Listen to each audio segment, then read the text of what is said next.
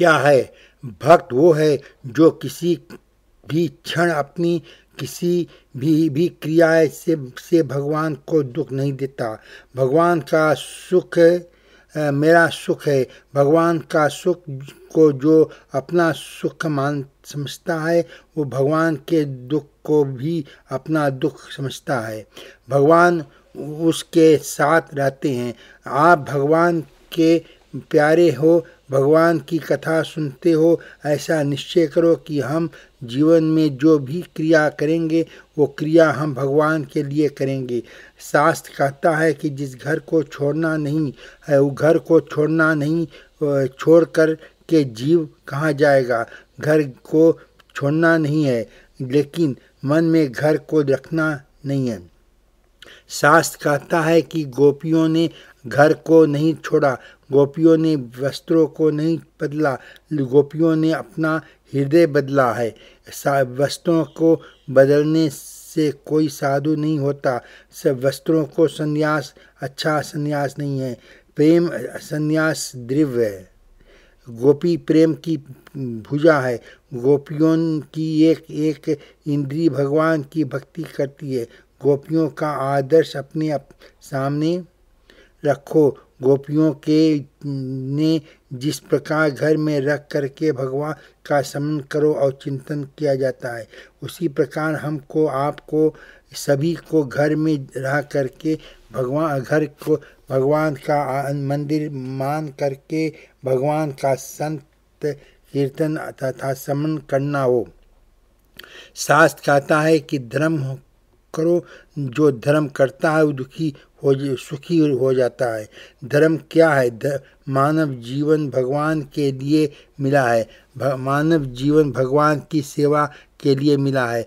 सेवा धर्म ही सबसे बड़ा धर्म है। शास्त्र कहता है कि जो धर्म करता है वो सुखी हो जाता है, जो धर्म को छोड़ देता है वह दुखी हो जाता है। धर्म को छोड़ने वाला मानव, धर्म को छोड़ने वाला परिवार, धर्म को छोड़ने वाला राष्ट्र जीवन में कभी सुखी नहीं हो सकता। एक रामायण में कथा आती है कि एक मनुष्य के पीछे एक सिंह भाग रहा था। पर भारत के पशु पंछी ऐसे थे, अपने धर्म का पालन करते थे। भारत और फिजी के भारतीय का मानव ऐसा हो गया कि अपने धर्म को छोड़ रहा है, जो दूसरे के धर्म को पकड़ रहा है। रामायण में कथा आती है कि एक मनुष्य के पीछे एक सिंह खाने को दौड़ रहा था। मनुष्य ने देखा कि ये सिंह मेरे को खा जाएगा। उसी समय उसने प्राणों की रक्षा के लिए अपने मानव एक वृक्ष पर चढ़ गए। उसी वृक्ष पर एक भालू रहता था, एक रीछ रहता था। जिस समय मानव रीछ के ऊपर समीप बैठा, वह मानव ने रीछ को कहा कि तुम मेरी रक्षा करो, अन्यथा वह शेर मेरे को खा जाएगा। रीछ ने कहा, मानव तुम चिंता मत करो, जो मेरे घर पर आता है उसकी रक्षा करना मेरा धर्म है। सिंह वृक्ष के नीचे बैठा है। सिंह ने बड़े विवेक से अपने जाति भाई भालू को समझाया, अरे भालू, तेरी और मेरी हमारी एक जाति है। हम पशु जाति के हैं। थोड़ा तो विचार कर के मानव, हम पशुओं को बहुत दुख देते हैं। अरे भालू, थोड़ा विचार तो करके इस मानव को तुम ऊपर से नीचे को फेंक दे, इस मानव को मैं खा जाऊंगा। भालू ने कहा, सिंह तू तो सत्य कहता है। मानव जाति बड़ी क्रूर जाति है, इसके ऊपर दया नहीं करनी चाहिए, लेकिन क्या करूं, इस समय यह मेरे घर पर आया है, इसकी रक्षा करना मेरा धर्म है। सिंह समझाता है कि भालू मानता नहीं है। रात्रि का समय हुआ। भालू ने मनुष्य को कहा, देख, रात्रि के में सभी को नींद आती है। निद्रा जो भी नीचे गिर जाता है वो ये सिंह उसी को खा जाएगा। निद्रा में मैं नीचे गिर गया तो ये सिंह मेरे को खा जाएगा। निद्रा में तू नीचे गिर गया तो यह सिंह तुझको खा जाएगा। इसलिए ऐसा करे कि जब तू जाएगा तो तेरी रक्षा मैं करूँगा। अब मैं तो जाऊँ, तब मेरी रक्षा तू करना। मनुष्य सो रहा है, भालू जाग रहा है। नीचे ने सिंह ने कहा, मानव क्रूर है, इसको ऊपर से नीचे फेंक दे। नीच मानता नहीं है। मध्य रात्रि के समय हुआ। रीछ ने मनुष्य को जगाया और कहा, मानव अब कब तक सोएगा? अब मेरी सोने की बारी है। मानव जागता है, रीछ सोता है। नीचे बैठा हुआ सिंह मनुष्य को कहता है कि मनुष्य याद रखना, जब तक मैं तेरे को खा नहीं लूँगा तब तक नहीं जाऊँगा। सिंह ने कहा, मानव एक बात है कि एक शर्त पर मैं तेरे को छोड़ सकता हूँ। मानव ने कहा, वह कौन सी शर्त है? सिंह ने कहा, मुझको भूख लग रही है, मुझको इस समय भोजन चाहिए। भालू को ऊपर से नीचे फेंक देना तो मैं तुमको छोड़ दूंगा। मानव सिंह के प्रलोभन में आ गया। सास कहता है, मानव का मन दुष्ट है और पशु का मन शुद्ध है। मानव लोभ में आ गया। मानव ने कहा, तुम मुझको छोड़ दोगे? सिंह ने कहा, मैं तुमको छोड़ दूंगा। मानव ने सोते हुए भालू को धक्का दे दिया, लेकिन जिसकी रक्षा भगवान करने वाले हैं उसको कौन मार सकता है। भगवान की कृपा ऐसी हुई कि भालू एक डाल से उछल गया और जा करके फिर ऊपर जाकर बैठ गया। नीचे से सिंह ने फिर भालू को कहा, भालू तुमने देख लिया, समझ लिया, जिस मानव की तू रक्षा करना चाहता है वह मानव तेरी रक्षा नहीं करना चाहता है। अब तो मेरा कहना मान ले, इस मानव को ऊपर से नीचे फेंक दे। भालू कहता है, मैंने देख लिया, समझ गया, लेकिन क्या करूं? मैं भारत का पशु हूँ। इस मनुष्य ने अपने धर्म को छोड़ दिया है, तो क्या मैं भारत के पशु हूँ? तो मैं अपने धर्म को नहीं छोड़ सकता। शास्त्र कहता है, धर्म को कभी छोड़ना नहीं है। जीवन में सुख का दुख का कैसा भी प्रश्न आवे, धर्म की वो आपके सच्चा भाई है। धर्म पतन से बचाता है। शास्त्र कहता है कि जो धर्म करता है उसको जीवन में कभी दुख नहीं होता। कदापि दुख आता है तो उसकी मन पर कभी सुख का आसर नहीं होता। भगवान की कथा सुनते हो, आपको धर्म करना है। सबसे बड़ा प्रेम क्या है? घर में घर में जिसने भी बड़े हैं सभी को मान दो, सभी को बंधन करो। शास्त्र कहता है, जो आपके संगति में आता है उसको प्रेम करो। जीवन थोड़ा है, किसी के साथ बैर नहीं करना। बैर और वासना ही मरण को बिगाड़ते हैं। मरने से पहले जो वस्तु का त्याग करती हो, जो दो वस्तु क्या है? बैर और वासना। बैर और वासना ही जीवन को बिगाड़ते हैं। भगवान की कथा सुनते हो, मन में निश्चय करो, मेरा जगत में कोई बैरी नहीं है। मन से संकल्प करो, जगत में मेरा कोई शत्रु नहीं है। मेरा जो शत्रु है वह मेरा मन में छिपा हुआ है। आपका सच्चा शत्रु काम है, हमारा आपका सच्चा शत्रु क्रोध है, हमारा आपका सच्चा शत्रु लोभ है और मोह है। शास्त्र कहता है कि कुछ छोड़ना नहीं। आपको जो मिला है वो भगवान के लिए समर्पण करना है। ज्ञानी पुरुष ऐसा मानते हैं कि संसार मन मन है, मन को मार दो, संसार की संपत्ति हो जाएगी, मुक्ति मिल जाएगी। लेकिन भक्ति मार्ग के आचार्य कहते हैं कि मन को मारना नहीं, मन को पुष्प बना करके भगवान के चरणों में अर्पण कर दो। सुखदेव जी महाराज कहते हैं, राजन एक अध्याय में रुक्मिणी परिहास की कथा वर्णन आती है, उसके बाद में एक अध्याय में उस अनिरुद्ध की कथा वर्णन करने के बाद एक अध्याय में नारद भगवान का गृहस्थ आश्रम कैसे चलना है, इसको देखने के लिए द्वारका में आए हैं। नारद जी ने कहा, विचार किया, भगवान ने कितने विवाह किए हैं, भगवान 1000 रानियों के साथ कैसे रहते हैं। भगवान तो एक हैं, रानियां अनेक हैं। मुझको चलकर द्वारका में देखना चाहिए कि भगवान कितनी रानियों के साथ कैसे रहते हैं।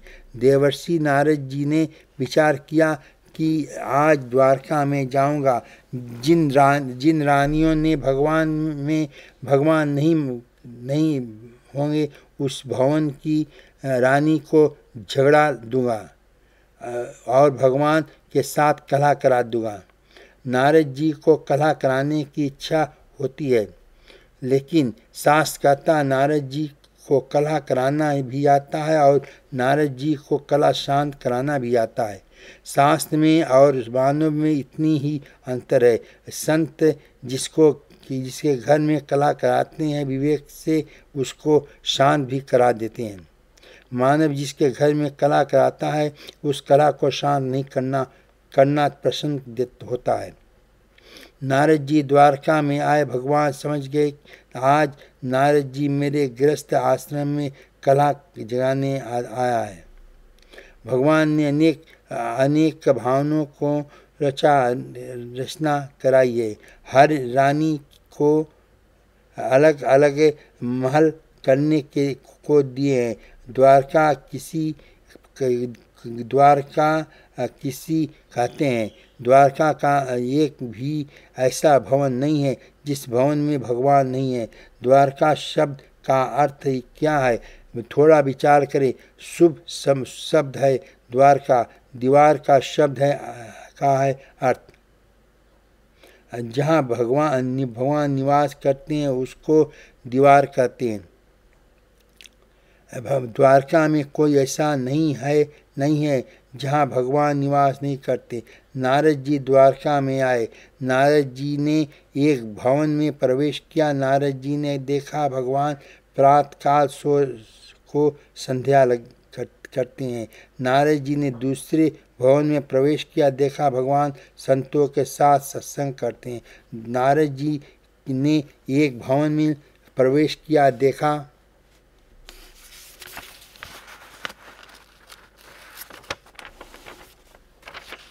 भगवान गायों की और ब्राह्मणों की सेवा करते हैं। भगवान कृष्ण को ब्राह्मण और गाय बहुत प्रिय है। गाय और ब्राह्मण की सेवा करते हैं, ब्राह्मणों के लिए दान करते हैं। नारद जी ने एक भवन में प्रवेश किया, देखा तो भगवान रुक्मिणी के साथ बात करती है। नारद जी ने एक भवन में प्रवेश किया, देखा तो भगवान मंत्रियों के साथ कोई गुप्त मंत्रणा कर रहे हैं। नारद जी ने एक भवन में प्रवेश किया तो भगवान संतों की सेवा कर रहे हैं। नारद जी ने एक भवन में प्रवेश किया, देखा तो भगवान संध्या काल की सेवा कर रहे हैं। नारद जी जिस भवन में जाते हैं उसी भवन में भगवान के दर्शन होता है। सुखदेव जी महाराज कहते हैं, राजन भगवान के दर्शन हुए, नारद जी भी थक गए। नारद जी ने कहा, सुबह से मध्याह्न का समय हो गया, कोई भवन में ऐसा नहीं मिलता जिसमें भगवान दिखाई नहीं देते। आज नारद जी द्वारका में कलह जगाने आए हैं। उसी समय नारद जी ने एक भवन में प्रवेश किया। भगवान ने नारद को देखा और नारद ने पूछा, कब आए हो? नारद जी ने कहा, महाराज मैं ये पूछ रहे हो कि आप कब आए हो? सुबह से मध्याह्न काल का समय हो गया, भूख लग रही है और आप पूछते हो कब आए हैं? सुबह से इस द्वारका में घूम घूम रहा हूँ। भगवान ने कहा, नारद तुम मेरे को क्यों नहीं मिले? उसी समय नारद ने कहा, महाराज मैंने यह विचार किया कि जिस भवन में आप नहीं होंगे उस भवन की रानी को मैं झगड़ा दूंगा, आपके साथ युद्ध करा दूंगा। भगवान ने जब नारद के मुख से यह सुना तो उसी समय भगवान ने सेवकों को कहा, तुम यहाँ से बाहर जाओ, नारद के से मुझको गुप्त बात करनी है। उस सभी देव सेवक बाहर चले गए। नारद जी ने विचार किया, ये मेरे से क्या गुप्त बात करेगी। सेवकों को बाहर जाने के बाद भगवान ने स्वयं दरवाज़ा बंद करने के बाद नारद जी के दोनों कानों को पकड़ लिया और कहा, नारद तुम यह जानते हो तुम किसके पुत्र हो? नारद जी ने कहा, ब्रह्मा का पुत्र हूँ। भगवान ने कहा, देखा तेरा बाप मेरा बेटा है, तू मेरा भक्त है। नारद भक्त वो है जो कभी दूसरे के घर में कलह नहीं कराता। भक्त उनको कहते हैं जो दूसरे के कलह को शांत कराता है। दूसरे के दुख को देख करके जो दुखी होता है वह संत है, और दूसरे के दुख को देख करके जो सुखी होता है वही असंत है। भगवान ने नारद को समझाया, नारद तेने ऐसा विचार क्यों किया? नारद जी ने कहा, महाराज मेरे को यह जानने की इच्छा थी कि आपने हजारों रानियों के साथ विवाह किए हैं। आप एक हैं कि अनेक रानियों के साथ आप कैसे रहते हैं? भगवान ने कहा, नारद मुझको एक से अनेक होना आता है। नारद मैं सब कुछ कर सकता हूँ। भगवान सभी जगह व्याप्त है। संसार में कोई ऐसा स्थान नहीं है जहाँ भगवान की सत्ता नहीं है। नारद जी से भगवान ने कहा, नारद मेरा बेटा है, बालक है बेटा, कभी किसी के घर में कलह कराने इतना इच्छा नहीं करना। बेटा संत वो है जो सभी को प्रेम करना सिखाता है। नारद जी को सुंदर उपदेश दिया है। सुखदेव जी महाराज वर्णन करते हैं कि राजन एक अध्याय में भगवान की दिनचर्या वर्णन किया है। भगवान श्री कृष्ण ईश्वर जगत के पति हैं, जगत को आदर्श सिखाते हैं कि मैं प्रातःकाल 4 बजे जागता हूँ। श्रीमद् भागवत के 10वें स्कंद के उत्तर अध्याय में लिखा है, भगवान श्री कृष्ण ब्रह्म मुहूर्त में जागते हैं। जागने के बाद स्नान करते हैं, संध्या करते हैं, रात गाँवों को सेवा करते हैं, भगवान श्री सत्संग करते हैं। रामायण में वर्णन आता है, भगवान श्री राम जगत की पद के पिता है, लेकिन जगत पिता होते हुए भगवान श्री राम प्रातःकाल में जागते हैं। भगवान को थोड़ी संपत्ति मिलती है, थोड़ी संपत्ति से जीव मान को भूल जाता है, अभिमान में चलता है। मेरे को पूछने वाला कौन है? साहब सूर्य उदय के बाद जागने वाले हैं। साहब यह मन में समझते हैं कि आज छुट्टी से मुझको पूछने वाला कौन है? भगवान कहते हैं, ऊपर आना तब बताऊंगा। पूछने वाला कौन है?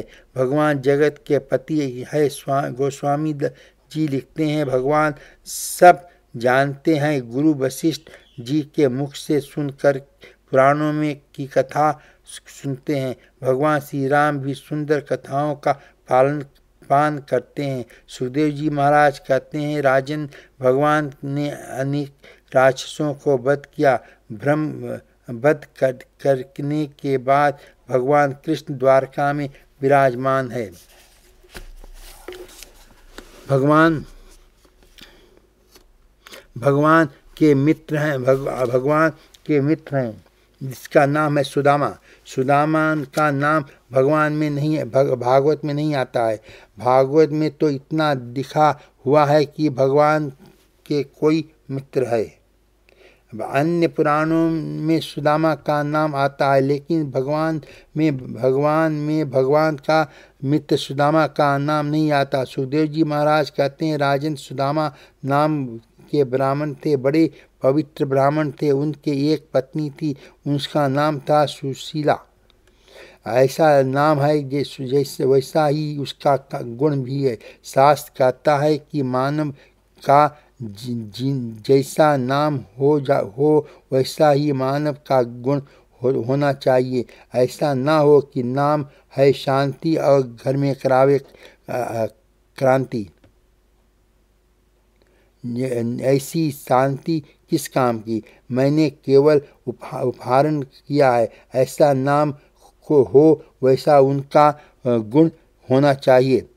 सुशीला का जैसा नाम है, सुशीला के अंदर वैसे ही सद्गुण है। घर में अनेक बाल है। सुदामा पवित्र ब्राह्मण है। त्रिकाल संध्या करते हैं, गायत्री का जप करते हैं, सूर्य नारायण का उपासना करते हैं। सुदामा देव ब्राह्मण के ने अपने जीवन में 24 लाख गायत्री का एक अनुष्ठान किया है। सुदामा देव ने अपने जीवन में 3 अनुष्ठान किए हैं। मथुरा में एक ब्राह्मण हुए हैं।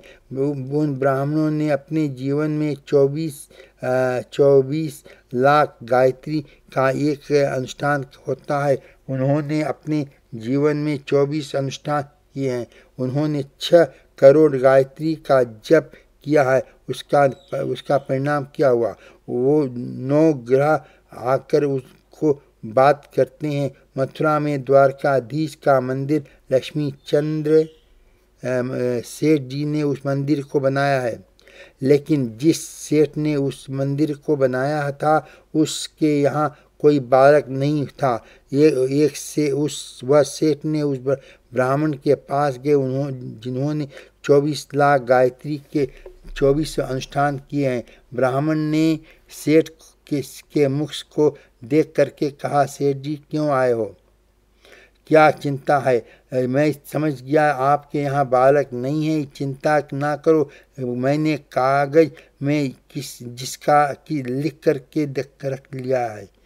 4 साल के अंदर इस महीने में इस दिन इतने बच करके इसके इतना मिनट पर तुम्हारे यहाँ बालक होगा। लेकिन वह बालक 19 वर्ष जीवित रहेगा, उसके बाद वह समाप्त हो जाएगा। ऐसा उन्होंने लिखा, वैसा ही हुआ। उसी समय उस सेठ जी ने उस ब्राह्मण को बहुत सेवा की। उस समय उनका मरण हुआ। जिन्होंने आपके मरण के समय पहले बता दिया कि मैंने इतने बजे संसार छोड़ कर जाऊंगा। सभी लोगों को घर वालों के एकत्रित कर दिया और अपने मुख से भगवान का कीर्तन कराया और कीर्तन कराते भगवान के धाम को गए। हंसते हंसते प्राणों को छोड़ दिया। सुखदेव जी महाराज कहते हैं कि राजन, भगवान अति दयालु है। भगवान के मित्र सुदामा पवित्र ब्राह्मण है। जीवन में कभी किसी को कुछ मांगना नहीं है। ब्राह्मण वो है जो जीवन में कभी किसी से कुछ मांगता नहीं है। बहुत से लोग ऐसा होते हैं कि सुदामा देव ब्राह्मण द्वारका में भगवान के यहाँ मांगने गए। भगवान का कोई श्लोक में ऐसा नहीं कहा है कि सुदामा देव ने भीख मांगी है। आजकल के ये एक कवि हुए हैं जिसका नाम है नरोत्तम कवि ने अपने सुदामा चरित्र में ऐसे लिख दिया है। सुदामा को सुदामा का द्वारा कहलवाया है। ब्राह्मण का धन केवल भीख है और ब्राह्मण का धन उसका तप है। ब्राह्मण का सच्चा धन है उसकी तपस्या। ब्राह्मण की भीख धन नहीं है। शास्त्र कहता है कि जो ब्राह्मण त्रिकाल संध्या कराता है, गायत्री का बराबर जप कराता है, सूर्य नारायण की बराबर उपासना करता है, ऐसे ब्राह्मण को किसी दिन मांगने का अवसर नहीं होता। ब्राह्मण शरीर मिलने के बाद जो दरिद्री दिखाई देता है, ब्राह्मण शरीर मिलने के बाद जो मूर्ख दिखाई देता है, समझ लेना वह ब्राह्मण सूर्य नारायण के गायत्री का उपासना नहीं किया है। आज ब्राह्मणों का जो पतन हुआ है उसका कारण क्या है? उसका क्या कारण है? ब्राह्मण संध्या बंधन करना भूल गए हैं, ब्राह्मण अपने कार्य को भूल गए हैं। शास्त्र कहता है कि पितृपक्ष में ब्राह्मण लोग श्राद्ध को में भोजन करने जाते हैं, लेकिन जो सच्चे ब्राह्मण होते हैं वो ज़्यादा किसी के यहाँ भोजन करने नहीं जाते हैं। श्राद्ध में जो ब्राह्मण भोजन करता है उस ब्राह्मण का कम से कम 1000 गायत्री मंत्र का मंत्र जाप करना चाहिए। शास्त्रों में यहाँ तक लिखा है कि श्राद्ध में भोजन करने वाले ब्राह्मण को 10,000 गायत्री का जप करना चाहिए। अरे 10,000 ना हो सके तो 1,000 जप तो करे, लेकिन ब्राह्मण भोजन तो करता है, प्रेम से श्रद्धा से जप नहीं करता, इसीलिए ब्राह्मण का पतन हो गया है। सुखदेव जी महाराज लिखते हैं कि जिस ब्राह्मण का गायत्री में विश्वास है, सूर्य नारायण का उपवास में विश्वास है, ऐसे ब्राह्मण को जीवन में कभी मांगने की अवसर नहीं आता है। सुदामा देव में अनेक बालक हैं, अनेक बालक कभी कभी भूख और प्यास के कारण रोते हैं। सुशीला ने कहा, महाराज आप कहीं प्रवृत्ति करने नहीं जाते हो, बालकों ने क्या होगा, बालकों का क्या होगा, आप कहीं प्रवृत्ति करने जाओ। सुदामा ने कहा, मैं कहीं नहीं जाऊंगा, मुझे भगवान के नाम में बहुत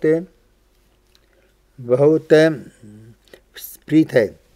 सुदामा ने कहा, आपको प्रवृत्ति करने की इच्छा नहीं है तो मैं आपको बंधन करके कहती हूँ कि हे नाथ आप एक दिन द्वारका नाथ श्री कृष्ण से मिलने जाओ। सुदामा देव ने कहा, सुशीला अंतिम समय में द्वारका भगवान को मिलने जाऊंगा तो जगत के लोग ऐसा कहेगा कि सुदामा ऐसा ब्राह्मण है भी द्वारका में भगवान के यहाँ मांगने जाता है। मैं मरण तक अपने जीवन में को नहीं बिगाड़ूंगा। मांगना मरण के समान है, कभी किसी के से कुछ मांगना नहीं चाहिए। सुदामा देव ने कहा, मैं भगवान के यहाँ नहीं जाऊंगा। सुशीला समझाती है, यही तो अभिमान है, आप कहीं किसी के देव जीव के दरवाजे पर नहीं जाते, भगवान के दरवाजे पर जाते हैं। तो आप भगवान के दरवाजे पर नहीं जाओगे तो आपका अभिमान ही प्रतीत होगा। जीव के दरवाजे पर ना जावे तो कोई बात नहीं है, जीव को भगवान के दरवाजे पर जाना ही चाहिए। सुशीला ने कहा, नाथ मैं आपको यह नहीं करती कि आप मांगने को जाओ, आप भगवान के से मिलने जाओगे। भगवान अंतर्यामी हैं, अंतर के जानते हैं, आप कुछ समझ लेंगे, आपको कहने की आवश्यकता नहीं पड़ेगी। सुशीला सुदामा मंदिर में प्रेम से समझाती है। सुदामा देव ने कहा, सुशीला भगवान को मिलने को कह रहे हैं तो किस मिलने तो जाऊं, लेकिन शास्त्र कहता है भगवान के मंदिर में कभी खाली हाथ नहीं जाना चाहिए। भगवान के द्वार में भगवान के सन्मुख जो खाली हाथ जाता है वह जीवन में खाली ही रहता है। आप मंदिर में दूसरा कोई वस्तु नहीं ले जा सकते हैं, जो तो कोई बात नहीं है। आप किस समय भगवान के सम्मुख जाते हो। एक मनुष्य भगवान के लिए ले जाता है ये एक भगवान जीव में नहीं मांगते, भगवान जीव से प्रेम मांगते हैं। भगवान की कथा सुनते हैं, कहीं कथा भगवान की मंदिर में जाना फल होना चाहिए। भगवान को जो फल पर अर्पण करो, फल ना हो सके तो भगवान के लिए पुष्प अर्पण करो। मंदिर में भगवान के सन्मुख कभी खाली हाथ नहीं जाना चाहिए। सुदामा देव ने वहाँ कहा, सुशीला, मैं भगवान को मिलने तो जाऊंगा, लेकिन हमारे पास में क्या है? हम भगवान को क्या भेंट अर्पण करूंगा? सुदामा पड़ोस में गई, दौड़ती हुई जाती है और थोड़े से चावल ले आई। एक फटे हुए कपड़े में सुदामा ने चावल बांध लिए। सुखदेव जी महाराज कहते हैं, राजन, सुशीला का और सुदामा देव का सर्वस्व क्या है? चावल है। सुदाम देव ने अपना सर्वस्व भगवान को दे दिया, और तो भगवान ने भी सर्वस्व सुदामा देव को दे दिया। भगवान जो अर्पण करता है, भगवान उसको अनंत गुणा करके लौटा देते हैं। जीवन में भगवान को जो अर्पण करता है, उसका वो दान अच्छाई हो जाता है। अब थोड़ा विचार करो, माता बहनों ने कितनी साड़ी पहनी थी, जीवन में कितनी साड़ियों को बदला है, लेकिन उन साड़ियों का कोई गीत नहीं गाया, कोई गीत नहीं गाता है। और एक द्रौपदी ने अपने साड़ी से थोड़ा सा चीर फाड़ करके भगवान की अंगुली में बांध दिया, तो भगवान उस द्रौपदी के चीर के गीत गाते हैं। आप थोड़ा विचार करो, सुदामा ने थोड़े से चावल भगवान को अर्पण किए, सुदामा के चावलों के गीत गाते हैं। हम लोगों ने कितने फल खाए हैं, क्या वह फल कहीं से लिखे हुए हैं? हम अपने इतने फल खाए हुए, लेकिन सबरी के थोड़े से फल भगवान श्री राम को अर्पण कर दिए, तो उन फलों को आज उसके गीत गाए जाते हैं। शास्त्र कहता है कि भगवान को जो अर्पण करता है, उसकी वह वस्तु अक्षय हो जाता है। सुशीला एक फटे वस्त्र में चावल को बांध कर पति को देती है। नाथ, इस चावलों को द्वारका नाथ कृष्ण श्री कृष्ण के चरण में अर्पण कर देना। आपको अर्पण करने में संकोच हुए तो आप मेरी और से अर्पण कर देना। सुदामा देव भगवान घर बाहर निकले। सुशीला ने सूर्य नारायण के चरणों में वंदन किया। हे सूर्य नारायण, मेरे पति को जाने की इच्छा तो नहीं थी, मैं स्वयं पति को भेज रही हूँ। मेरे सौभाग्य का रक्षक करना। मेरे पति देव सूर्य कुशल वापस लौट करके आवें, मैं आपकी ज़्यादा उपासना करूँगा। सुदामा देव जंगल में विश्राम करते हैं। भगवान ने कहा, गरुण, मेरा मित्र सुदाम देव मेरे से मिलने आ रहे हैं। सच्चा तपस्वी ब्राह्मण है, उस ब्राह्मण को मेरे यहाँ ले आओ। गरुण जी सुदामा को द्वारका में लाते हैं। सुदामा देव प्रातःकाल जागे द्वारका का दर्शन किया, द्वारका के बड़े बड़े भक्तों को देखा। सुदामा देव ने पूछा, भैया यह बताओ कि भगवान द्वारका नाथ कृष्ण का भवन कौन सा है? लोगों ने द्वारका नाथ से कृष्ण का भवन बताया। सुदामा देव अंदर जाने लगे। सेवकों ने कहा, ब्राह्मण कहाँ जाते हो? भिक्षा चाहिए तो हमसे मांगो। सुदामा ने कहा, देव ने कहा, द्वारपालों, मैं भिक्षा नहीं मांगता।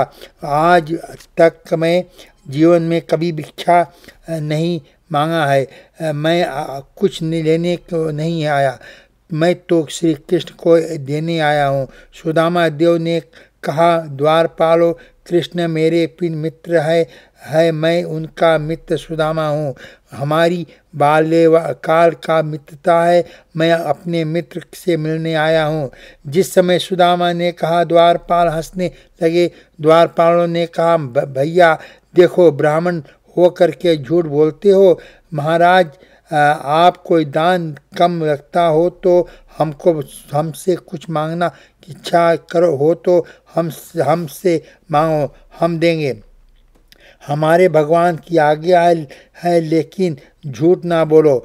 जिसने पैर में जूते नहीं है, मस्तक में टोपी नहीं है, बदन में वस्त्र नहीं है, जिस ब्राह्मण की एक ही हड्डी दिख रही है, ऐसे को भगवान मित्र बनाएंगे।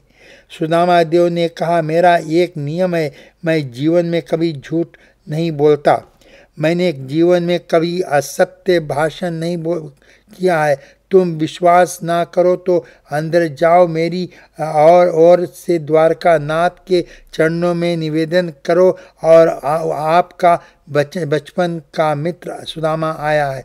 भगवान की यदि आज्ञा हो तो मेरे को अंदर ले आना, नहीं तो मैं यहाँ से चला जाऊँगा। द्वारका नाथ अंदर जाता है, द्वारपाल अंदर जाता है। द्वारपाल ने भगवान को वंदन किया। भगवान ने पूछा, क्या बात है? द्वारपाल ने कहा, महाराज, एक बहुत दुर्बल ब्राह्मण आया है। बदन में कोई वस्त्र नहीं है, लेकिन ब्राह्मण की आंखों में और ललाट में तेज बहुत है। उसका नाम सुदामा है। कहता है कि मैं भगवान का बचपन का मित्र हूँ। महाराज, सुदामा नाम का बचपन का मित्र है।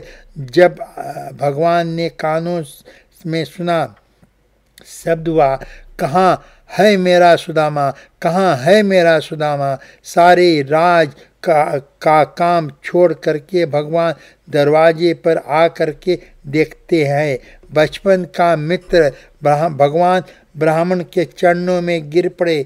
भगवान मित्र को अंदर लेकर जाते हैं। आज भगवान चरणों में बैठे हैं। सुदामा देव को सुवर्ण की सिंहासन पर बैठा रहे हैं। थोड़ा विचार करो। लक्ष्मी को कहा, लक्ष्मी जल लेकर के आओ। लक्ष्मी जल लाने में विलम्ब की। भगवान सुदामा की दशा देखते हैं। भगवान अपनी आँखों से जल के सुदामा के पैरों पर धोते हैं। भगवान अपनी आँखों से जल से सुदामा को के चरणों में धोते हैं। इसका तात्पर्य क्या है? आप लोग रामायण का पाठ करते हैं। रामायण में कहा जाता है कि जब भगवान श्री राम ने दिगराज के शरीर को देखा, गिगराज के शरीर को में घाव को देखा, भगवान रावण ने उसके पंखों को काट दिया है। धृतराज का दशा तो देख करके राम जी की आंखें में आंसू आ गए। गोस्वामी तुलसीदास जी कहते हैं, राम जी की आंखों में आंसू तो आ गए, लेकिन उन आंसुओं को भगवान श्री राम गिरने नहीं देते। इसका कारण क्या है? आंसू खारी होती है। दुख के आंसू गर्म होते हैं, खारी होते हैं। भगवान श्री राम ने विचार किया कि मेरी आंखों के आंसू यदि धृतराज के बदन में गिरेंगे तो धृतराज को मैं भी दुख होगा। वहाँ भगवान आंसुओं को गिरने नहीं देते और वहाँ भगवान ने आंसुओं को सुदामा के चरणों में धोते हैं। इसका तात्पर्य है, आप लौकिक व्यवहार में देखते हैं, आप कहीं से ज़्यादा चल कर के आते हैं तो थकावट दूर करने के लिए गर्म पानी करते हैं। उस पानी में नमक डाल देते हैं। नमक का गर्म पानी पैरों में डालने से पैरों की थकावट दूर हो जाती है। भगवान की आंखों का आंसू खारी है। भगवान अपने आंसुओं से सुदामा के चरणों को धोते हैं। इसीलिए धोते हैं कि भगवान ने विचार किया कि मेरा मित्र सुदामा चल करके आया है, मेरा सुदामा थक गया होगा, इसलिए उनकी थकावट दूर होनी चाहिए। भगवान अपने आंसुओं से सुदामा के चरणों को धोते हैं। भगवान अपने पीताम्बर से सुदामा के चरणों को पोंछते हैं। भगवान ने कहा, मित्र बहुत दिनों के बाद आया है। मित्र याद आता है कि नहीं। बचपन में हम लोग लकड़ी तोड़ने जाते थे। शास्त्र कहता है, अतिमान मिलने पर जो बचपन के प्रेम को भूलता नहीं है वही ईश्वर है। अतिदेव मिलने पर जो अपने स्वरूप को भूल जाता वही जीव है। अतिमान मिलने पर जो अपने स्वरूप को भूलता नहीं है वही ईश्वर है। भगवान ने कहा, मित्र संसार कैसे चलता है? मेरी भाभी कैसी है? सुदामा ने कहा, भाभी तुम्हारी बहुत अच्छी है। भगवान कृष्ण ने कहा, भाभी अच्छी है तो मेरी अच्छी भाभी ने मेरे लिए कुछ भेजा होगा। सुदामा देव ने कहा, तेरी भाभी बहुत कंजूस है, कुछ नहीं वो भेजती है। भगवान समझ गए भाभी ने कुछ भेजा है। सुदामा देव छुपा रहे हैं। भगवान के ने कहा, सुदामा तुम्हारी बचपन की आदत अभी गई नहीं है। जिस समय तो हम तुम्हारे साथ जंगल में लकड़ी तोड़ने जाते थे, गुरु माता ने हम दोनों को चने बांध कर देती थी। सुदामा तुम मेरे हिस्से के चने खा जाते थे, तुम्हारी चोरी करने की आदत गई नहीं है। सुदामा ने कहा, चोरी करने की आदत कहाँ से जाएगी? मैं तो भी चोर का मित्र हूँ। सुदामा देव ने विचार किया कि जिसका इतना बड़ा वैभव है, जिसका इतना बड़ा ईश्वर है, उन भगवान के लिए थोड़े से चावल क्या अर्पण करूं। सुदामा देव ने वह चावल बगल में दबा लिए। देने की इच्छा नहीं है। इतना ऐश्वर्य है, जिसने ऐसा ऐश्वर्य शक्ति नाच रही है, उसका मैं क्या दूं? भगवान समझ गए सुदामा देव छुपा रहे हैं, भाभी ने तो भेजा है। उसी समय भगवान ने कहा, सुदामा मेरे भवनों की रचना को देखो, कितना सुंदर रचना है। जिस समय सुदामा देव अब भवनों की रचना को देखने लगे, सुदामा को देखने लगे, उसी समय भगवान ने सुदामा देव की बगल की से गठरी को खींच दिया। जो मुट्ठी चावल खा गए। तीसरी मुट्ठी चावल भगवान ने खाने जा रहे थे। लक्ष्मी ने कहा, महाराज आज इतनी भूख लग रही है, अभी 56 भोग आरोप चुके हैं। तो भगवान ने सभी चावल खा जाओगे? भगवान ने कहा, दो मित्रों के बीच में बोलने वाली तू कौन होती है? चली जा यहाँ से। मेरे मित्र को कहती है बेचारा कहीं से मांग करके लाया है। भगवान ने कहा, लक्ष्मी मेरे मित्र को कहता है कि सुदामा मांगता है, वे मुझे अच्छा नहीं लगता। लक्ष्मी मेरे मित्र ने आज एक अपनी जिह्वा को बिगाड़ा नहीं है। जिह्वा को बिगाड़ना क्या है? दूसरे से किसी प्रकार की कोई याचना करना ही मांगना है। ये शास्त्र कहता है कि मांगना है तो भगवान से मांगो, संसार में से सब कभी नहीं मांगना। संसार जो भगवान से मांगता है उसके आप क्या मांगोगे? आप भगवान से मांगो, संसार की आशा को छोड़ दो। जो संसार से आशा करता है उसको दुख मिलता है। भगवान की आशा करता है उसे जीवन में सुख मिलता है। भगवान ने कहा, लक्ष्मी तू यहाँ से चली जा। आज लक्ष्मी के साथ भगवान नहीं है, आज भगवान सुदामा के साथ है। भगवान ने सुदामा देव को अपना सुंदर पीताम्बर पहनाया। सुदामा देव की सेवा की। सुदामा देव ने विचार किया, अब मैं यहाँ से जाने की बात करूँगा तो भगवान मुझको 2-4 दिन रोकने के लिए कहेंगे। सुदामा ने कहा कि कृष्ण अब हमें जाने की इच्छा होती है। भगवान ने कहा जल्दी चले जाओ यहाँ से, रुकने की आवश्यकता नहीं है। उसी समय सुदामा ने विचार किया कि यह मित्र मेरा अच्छा है, रुकने के लिए नहीं कहा। भगवान इसलिए नहीं कहते हैं कि जिस दिन से सुदामा यहाँ आए हैं उस दिन से मेरी भाभी ने जल को भी ग्रहण नहीं किया होगा। सुदामा जाएगा तभी मेरी भाभी सुदामा जल ग्रहण करेगी। भगवान के हृदय में दया भरी हुई है।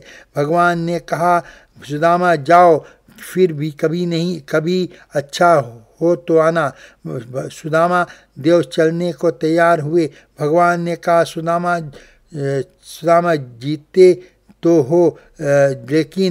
जाते तो हो लेकिन मेरा पीताम्बर तो उतार दो। सुदामा देव ने कहा पहले पहनाया क्यों था, तो अब उतारने के लिए क्यों कहते हैं।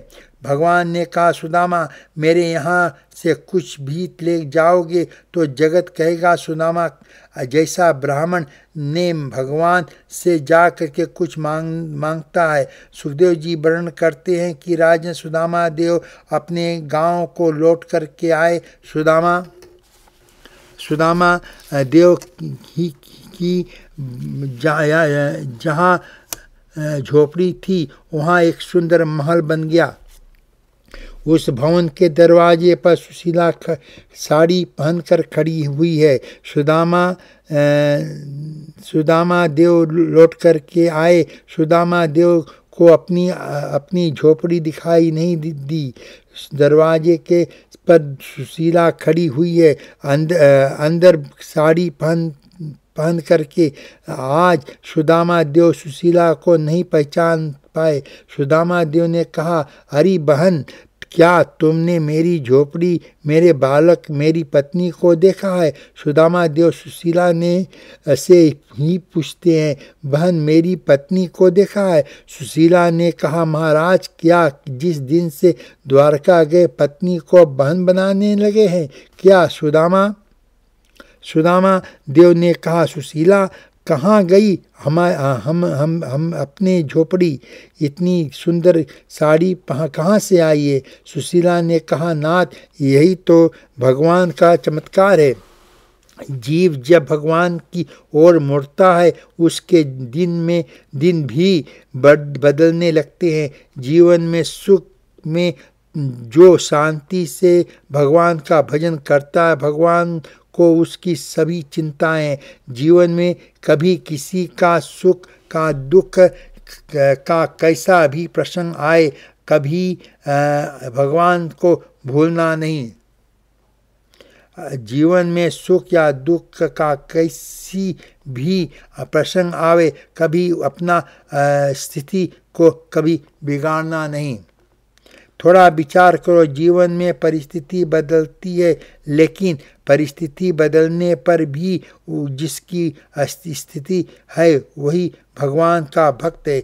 सास कहता है जीवन में कैसा भी प्रसंग आवे उस जीवन में कभी अपनी स्थिति को बदलना नहीं। प्रत्येक परिस्थिति में भगवान के कृपा का अनुभव करो। जीवन में अनुकूल परिस्थिति हो तो मैं भी भगवान के क्रिया का अनुभव करो।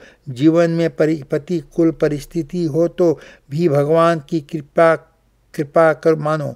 जीवन में कभी अवधारण ऐसी मिलती है कि जिनके जीवन में प्रतिकूल परिस्थिति है वे भी भगवान की कृपा मानो। जीवन में अनेक उदाहरण ऐसे मिलते हैं जिनके जीवन में प्रतिकूल परिस्थिति है वे भी भगवान की कृपा को मानते हैं। एक बार कार्तिक के महीने में अनेक संत भगवान के दर्शन करने पंढरपुर भारत में गए। भगवान से आगे तुकाराम खड़े हुए हैं। संत तुकाराम के पीछे एकनाथ जी महाराज खड़े हुए हैं। एकनाथ जी के पीछे नरसिंह मेहता खड़े हुए हैं। संत तुकाराम दर्शन करते हुए रोते हैं। एकनाथ जी महाराज रोते हैं। उनके पीछे नरसिंह मेहता खड़े हैं, वे भी रोते हैं। संत तुकाराम कहते हैं, नाथ आपकी मेरे ऊपर कृपा है। एकनाथ जी महाराज कहते हैं, आपकी मेरे ऊपर कृपा है। नरसिंह मेहता कहते हैं, महाराज इन दोनों से अधिक आपकी कृपा मेरे ऊपर है। संत तुकाराम के जीवन में प्रतिकूल परिस्थिति थी तो भी भगवान की कृपा का अनुभव करते हैं। एकनाथ जी के जीवन में अनुकूल परिस्थिति थी तो भी वो भगवान की कृपा का अनुभव करते हैं। और नरसिंह मेहता के जीवन में कुछ भी नहीं था, जो था उसको भगवान ने उठा लिया, वो भी भगवान की कृपा का मानते हैं। संत तुकाराम के जीवन में प्रतिकूल परिस्थिति की संत तुकाराम भगवान की कृपा का अनुभव करते हैं। नाथ आपने जीवन में पत्नी तो दी है, प्रतिकूल पत्नी दी है, आपकी बड़ी कृपा है। महाराज यदि आप जीवन में मेरे को प्रतिकूल पत्नी नहीं देते तो मैं जीवन में आपकी उपासना कैसे करता। यदि मेरे जीवन में अनुकूल पत्नी मिल जाती तो उसमें मैं आसक्त हो जाता। मैंने सुना है कि जो स्त्री में बहुत आसक्त होता है वह भगवान से दूर चला जाता है। संत तुकाराम ने कहा, महानाथ आपने मेरे जीवन में प्रतिकूल पत्नी दी है, आपकी मेरे ऊपर कृपा करी है। उसी समय एकनाथ जी महाराज ने कहा, महाराज आपने जीवन में मेरे को अनुकूल पत्नी दी है, आपको मेरे ऊपर कृपा किया है। भगवान अब आपने मेरे को पत्नी नहीं दी हो, आपने मेरे लिए घर में सत्संग किया है। पत्नी वो है जो पति को पाप से करने से रोक देती है, जो पति को धर्म के मार्ग में बढ़ाती है। जो स्त्री अपने पति को संसार के भोग सुख विलास में फंसा देती है वो पत्नी नहीं है, वो तो भोग पत्नी है। संत तुकाराम के जीवन में प्रतिकूल पत्नी है, भगवान की कृपा मानते हैं। एकनाथ के जीवन में पत्नी अनुकूल है तो भी भगवान की कृपा मानते हैं। नरसिंह मेहता के जीवन पत्नी तो थी लेकिन वह पत्नी मर गई, भगवान ने उसे उठा लिया। उसी समय नरसिंह मेहता ने कहा, नाथ आपने मेरे ऊपर बड़ी कृपा की है। मेरी पत्नी मुझको भजन नहीं करने देती थी, आपने उसे उठा लिया, आपकी कृपा, आपकी बड़ी कृपा है। शास्त्र कहता है भगवान किसी को परिस्थिति में रखे, उस परिस्थिति में प्रसन्न हो।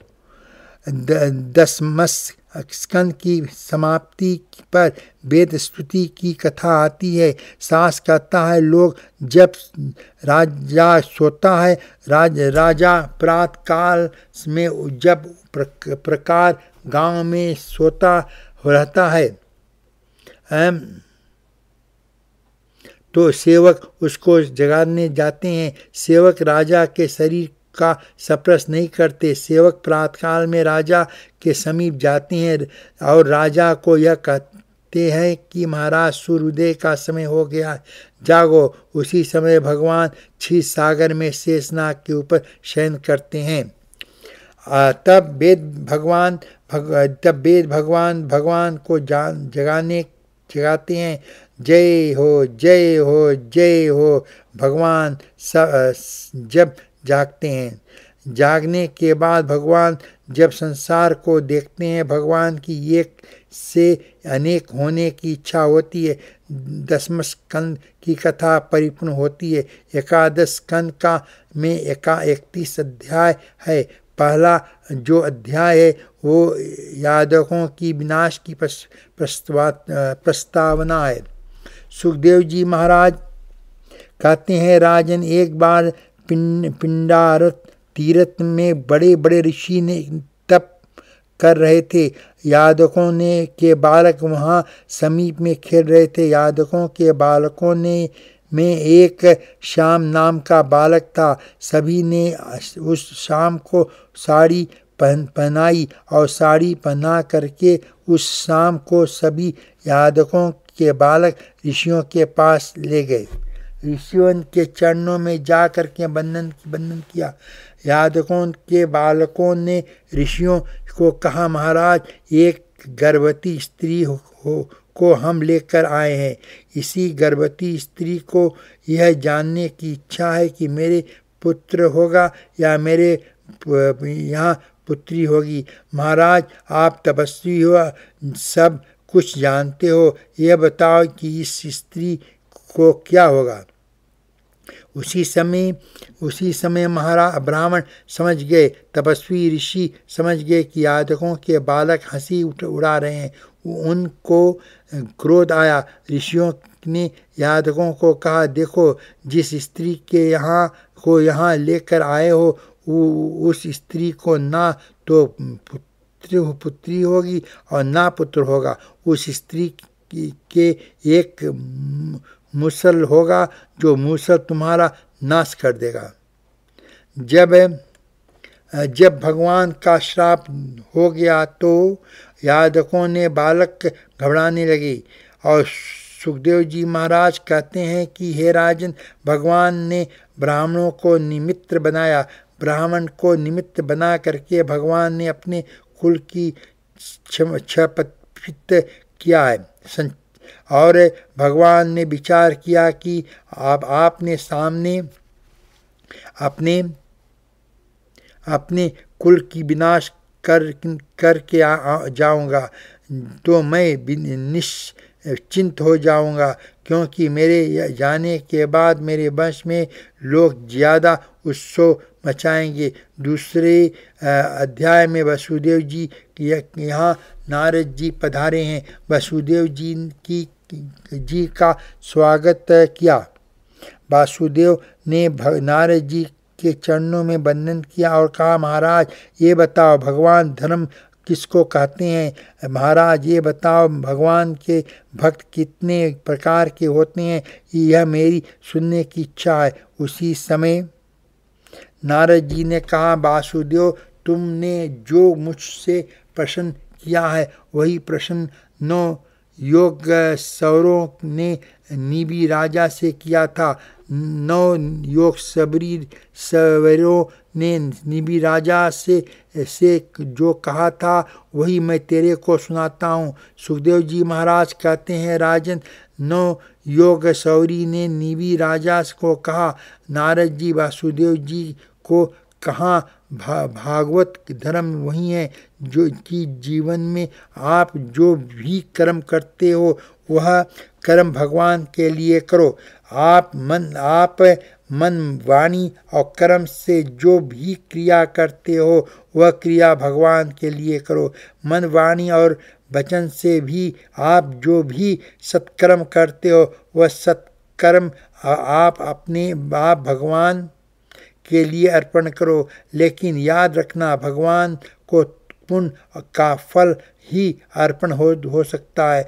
भगवान को कभी पाप का फल अर्पण नहीं होता।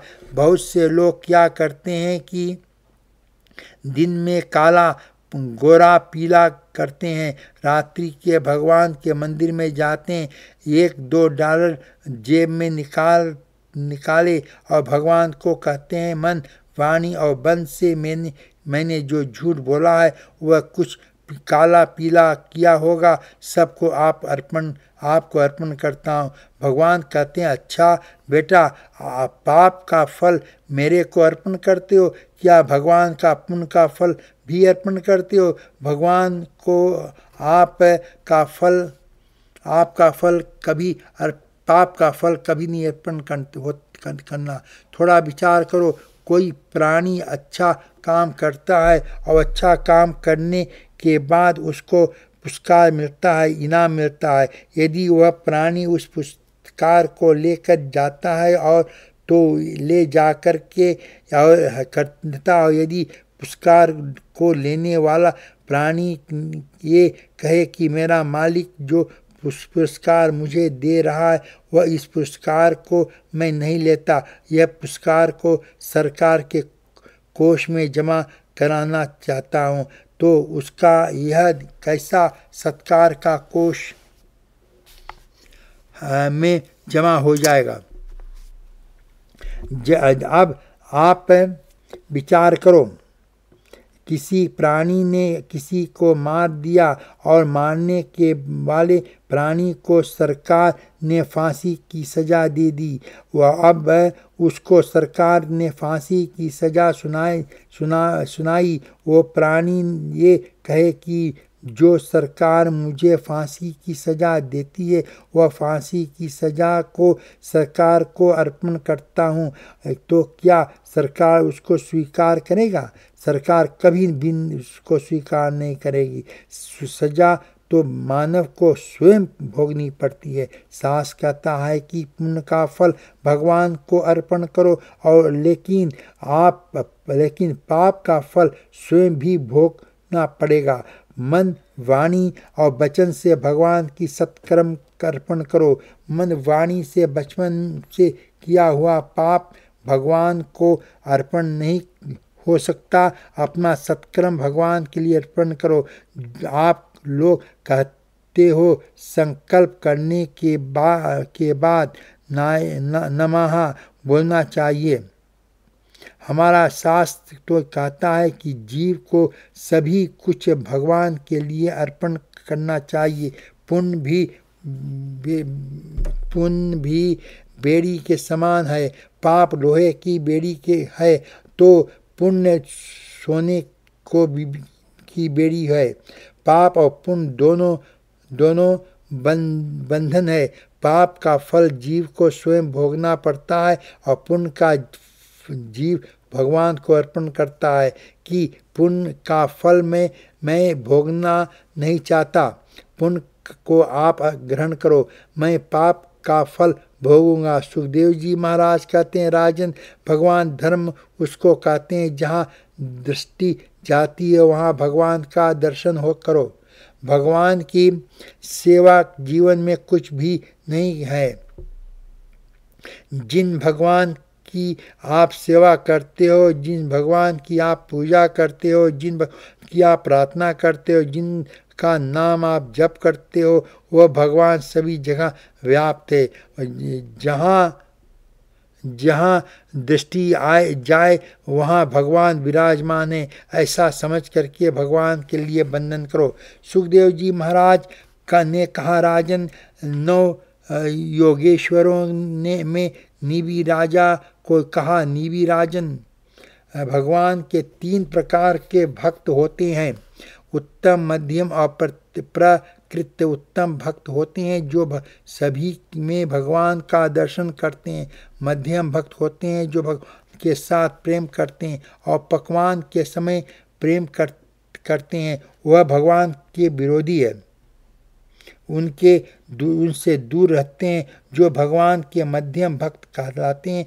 तीसरे जो होते हैं भगवान के प्रकृति भक्त, प्रकृति भक्त उनको कहते हैं जो भगवान के साथ प्रेम तो करते हैं लेकिन जगत में किसी अन्य जीव के साथ प्रेम नहीं करते।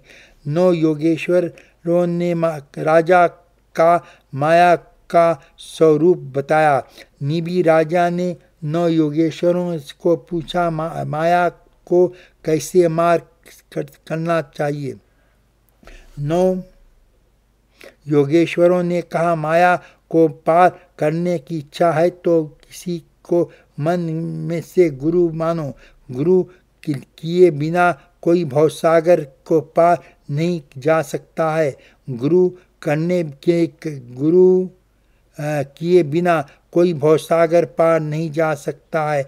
जिसके चरित्र में आपका पूर्ण विश्वास है, जिसका चरित्र आपको बहुत अच्छा लगता है, उसका मन से गुरु मानो। जगत में कोई आपको ऐसा दिखाई नहीं देता तो जो संत हो गए हैं उन संतों को मन से गुरु मानो। संत तुलसीदास, संत सूरदास, संत तुकाराम, संत एकनाथ, उन सभी को मन से गुरु मानो। सुखदेव जी महाराज कहते हैं कि गुरु की कृपा से जो ज्ञान मिले उस ज्ञान को जीवन में उतारना है, वही माया को पार करता है। भगवान के भक्तों ने लक्षण समझाए। जो भक्ति नहीं करता उसे अंत काल में रोना पड़ता है। इस समय का वर्णन किया। अंत में भगवान श्री कृष्ण स्वाधाम जाने लगे। भगवान जिस समय स्वाधाम जाने लगे, भगवान के परम प्रिय सखा उद्धव जी भगवान के समीप खड़े हुए थे। उद्धव जी ने भगवान के चरणों में वंदन किया। भगवान ने कहा, उद्धव मैंने तेरे ऊपर कृपा की है, मैं जा रहा हूँ। उद्धव ने कहा, मैं भी आपके साथ चलूँगा। भगवान ने कहा, उद्धव कोई किसी के साथ आया नहीं है और कोई किसी के साथ जाएगा नहीं। उद्धव, जिस जीव अकेला आता है और जीव अकेला ही संसार को छोड़ करके जाएगा। उद्धव ने कहा, महाराज आप चले जाओगे तो जीवन में मेरे ऊपर डर लगेगा, क्योंकि आपकी माया बहुत बलवान है, बड़े बड़े योगियों को, ज्ञानियों को मार देता है। भगवान ने कहा, उद्धव मेरी माया तुझको दुख नहीं देगा। उद्धव ने कहा, महाराज संसार में रह करके जीव माया की आदि ना होए, इसका क्या कोई उपाय है? भगवान ने कहा, उद्धव तू जैसा प्रश्न करता वैसा प्रश्न एक बार यदु राजा ने दत्तात्रेय को किया